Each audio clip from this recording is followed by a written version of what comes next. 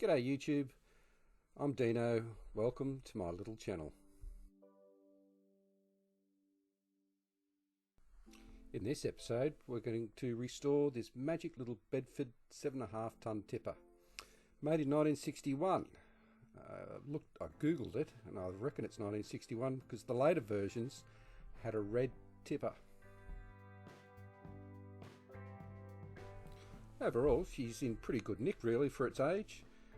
It's got rusty axles and paint chips, obviously being played with, and so it should. See if we can give it a really good freshen up.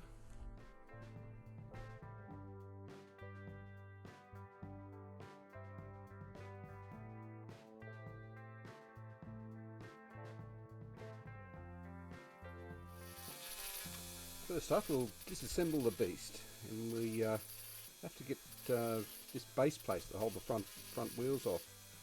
Now, as you can see, there is not a lot of metal to play with, and I think attacking it with a drill would be disastrous. So I've just got this little grinding tool, and I'm going to just take the head off the post. And as you see, it comes apart fairly easily. Certainly won't be drilling and tapping that post to put that back on. I think I'll just worry about it when I get to it.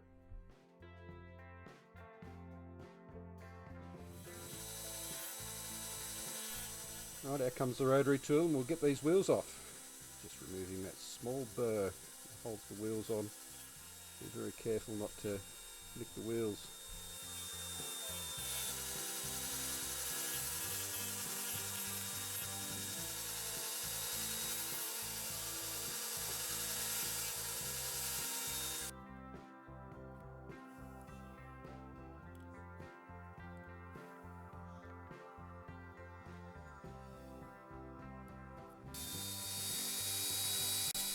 Okay, we've got dual wheels on the rear axles, and got a little bit more room to play with this time. We'll get those off.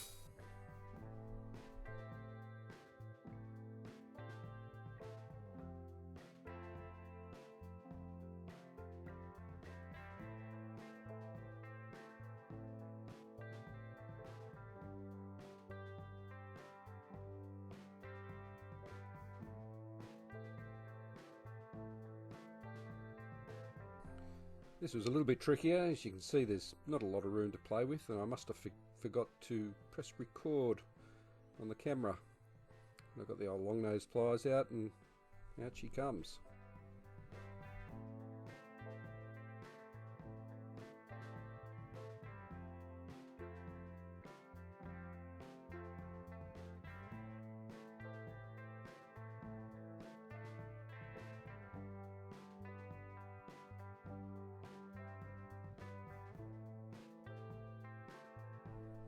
Yeah, I'm just having a close look at this. I reckon that chassis's got a little bit of a twist in it, which isn't all that surprising. It's not a lot of metal there. Just being really careful. Last thing I want to do is snap it off and leave myself a lot more work to do.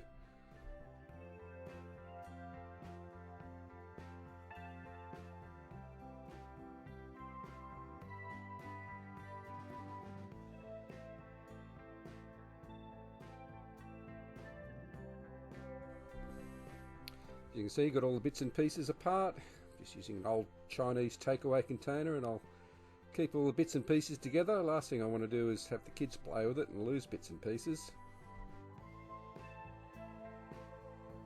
Yeah, this poor old wheel got stuck on the axles with a bit of rust. It's been sitting with a couple of drops of light oil on it just to loosen it off, and it certainly did the trick, as here she comes.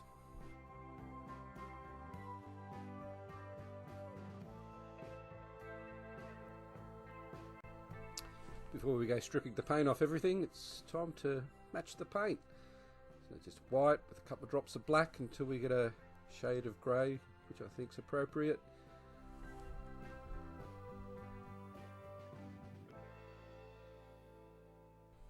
And I reckon that was a pretty good match. Now my next video is supposed to be the Ford Mercury Fire Chief. Unfortunately, I stuffed up the decals, so I've ordered some more, and it's on back burner for the moment.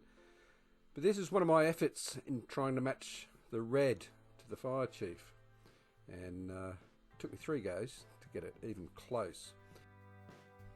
But luckily for me, one of my efforts came out very burgundy, which is a very close match to the tipper tray. And just a little bit of extra black, and it was pretty close.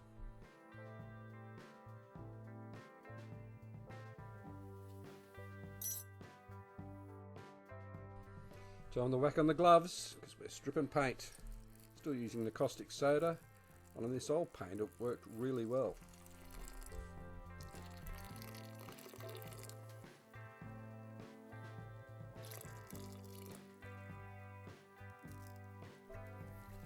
Enough hot boiling water to cover the bits and pieces, and really about two tablespoons of caustic soda. 10 minutes in the vase and it stripped it clean.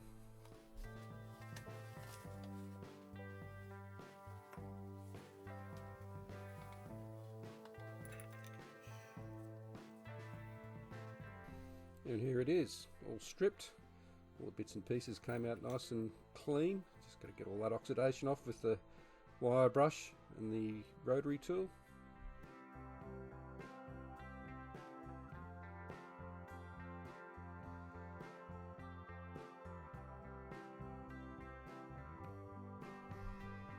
Just taking my time, there's no hurry, no rush at all. I'm not using too much pressure, I don't want to leave scars all over it.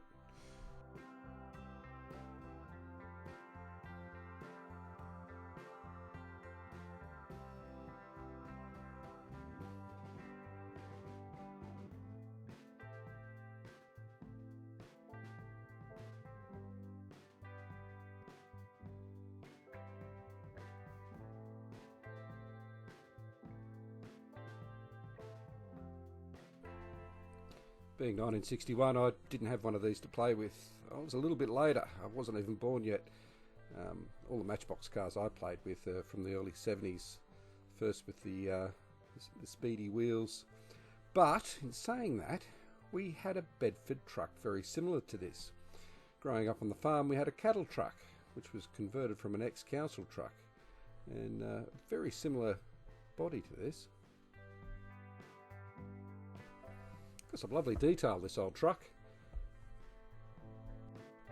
I did take to it with a file just to remove some of the casting marks, and then I gave it a good rub back with some superfine steel wool, and she was ready for a shot of primer.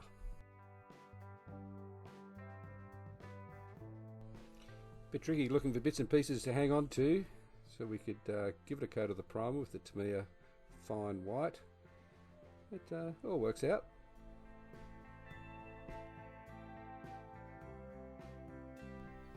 Ah, who is that great furry-headed numbat? Yeah, pretty hot smoky day over here on the Central Coast, New South Wales, so I've moved it outside onto the back veranda. As you can see, I'm wearing my respirator and a little demo of my spray painting. While the paint's drying, give these wheels a bit of a clean up in some warm soapy water. At least there's no windscreen or interior to worry about. I'm just using this scratchless scour pad, which is made out of plastic, and give these wheels a really good clean up and a bit of a buff. Just using the self-shining floor polish.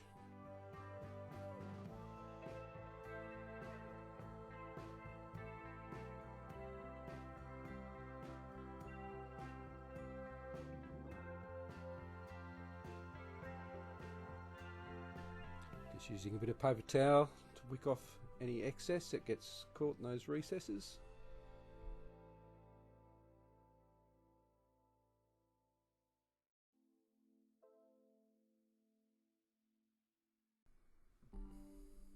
And I'll let those dry out overnight, and then tomorrow I'll give them a good buff with a microfiber cloth. Alright, time to knock the rust off these axles, which were surprisingly straight. Just using a fairly coarse piece of sandpaper to start with. I also used a small file, which worked just as well. Now come the finer wet and dry, give it a real good luster. Then after that, I I've got to have the metal polish and a microfiber cloth and really buff them up. They came out really nice.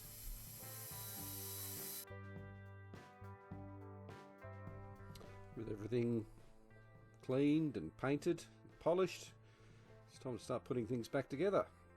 First off, it's the wheels, and we're just using the ball peen hammer and put a bit of a burr on those wheels. Of course, I've picked out the best sides, the wheels facing outwards.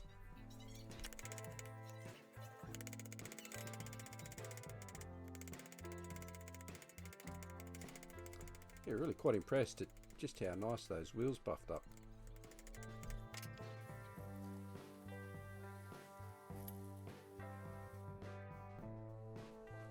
The only thing I could think of to put that bottom plate back on was mix up some 2-part araldite and glue it back together.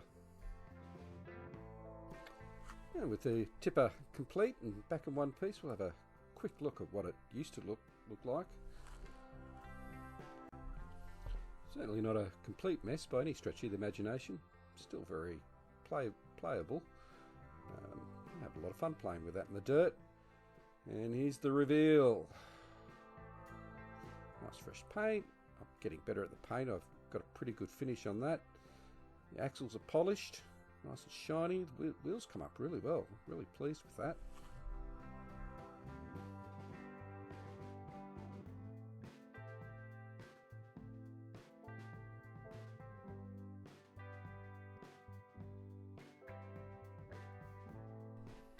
This is probably my purest restoration yet.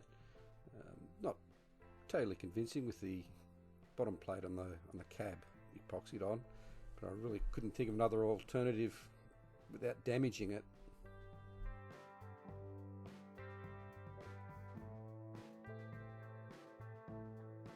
Into the cabinet she goes, and I think it's definitely very worthy of the display cabinet. Hey, look, if you've made it this far, thanks for watching. Please like or dislike, subscribe, and I really enjoyed this build. It was very satisfying and I'm really pleased with the results. Thanks for watching. Merry Christmas, all the best to everyone, and I'll catch you on the next one.